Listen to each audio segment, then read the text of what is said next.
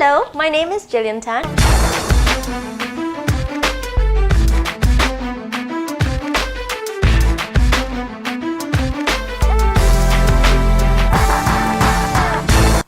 Yeah, I've been in a couple of fistfights.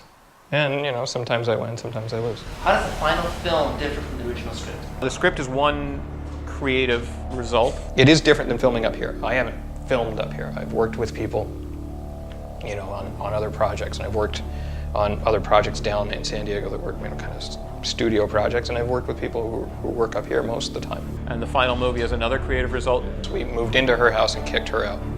And so we took over the house and set up shop there. Most of the people who see the film won't ever see the script. We're all kind of living there and all kind of working there, and all, you know, it's that house. We were shooting in the house too. So many of the people who see the script won't ever have any input on how the film was cut. You know, you think of music. You're not inventing new notes. It's the arrangement and the surprise. You're starting from point A, and if at the beginning of the film people know where point B, C, and D are, then you've lost. There's something that's treated in the final film as a kind of a memory or a fantasy sequence. And in the original script, I had it play out a lot longer. It almost became a kind of subplot. Christopher Good, my editor, and I, he's a brilliant, brilliant man.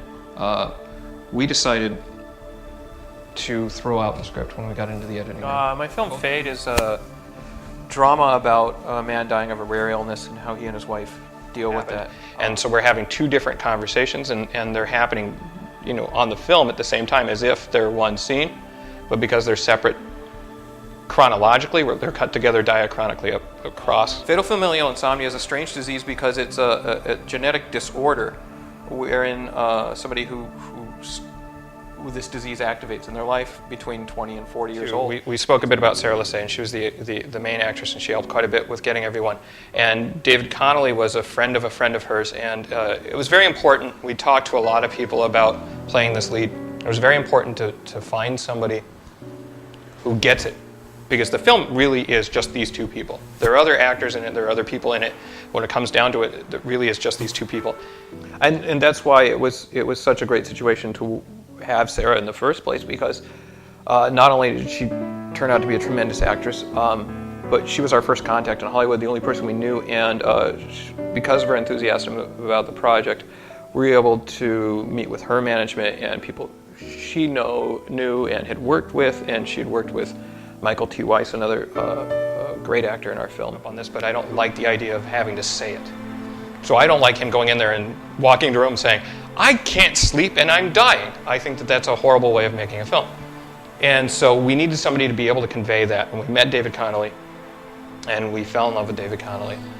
And he is this character. And as an illness, it's interesting to me because it doesn't have any physical characteristics. It's not a location. There isn't any illness itself. It's pure symptom. David and I became very close friends.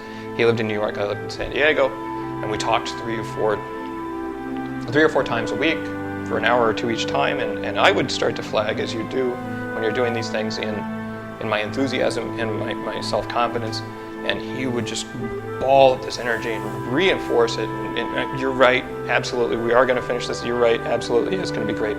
And in October of last year, we lost him. What I'm trying to communicate in Fade is what I would like to say about human identity, express my feelings about identity, in that there isn't a fixed kind of human essence. This is really a film about a man dying, and here he is. He's 36 years old, and he's gone. And so opening in New York City, playing it in New York City, playing it on his home turf, and this great absence when we did that. And there's this great absence from my life since I've lost him.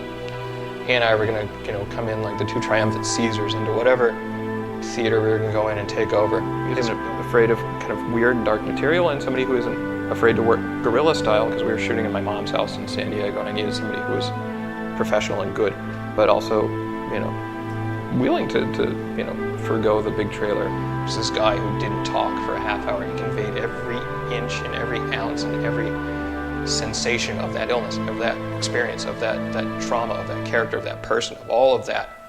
And they felt it, to the core of their being. It shook them to their bones that they felt that this man was suffering and dying, who had recently, just before we made Fade, appeared in a film with her called Until the Night by Greg Hananaka, who directed Mad Cowgirl with her, and several of her other colleagues and friends and people she'd worked with, and we knew, and her management helped and quite a bit. So much of our cast came through this initial kind of relationship with Sarah. In the city of San Diego, our film office does not charge for permits. But more importantly, any property, any physical property, real property that is owned by the city, the county, or the Port Authority, they don't charge a location fee. So if you play your cards right and you go into the office and you really tell them what you want and you think about going around San Diego and thinking about the kinds of things that are public property in San Diego, you can get most of your locations without paying a nickel. Mm-hmm. And there is a dream sequence in the film, but the surrealism and the unnaturalness in the experience of Fade, I think, is total from the beginning to the end. Meaning that I don't have discrete areas where this is the real world and this is the fantasy world into which we're slipping and coming back from.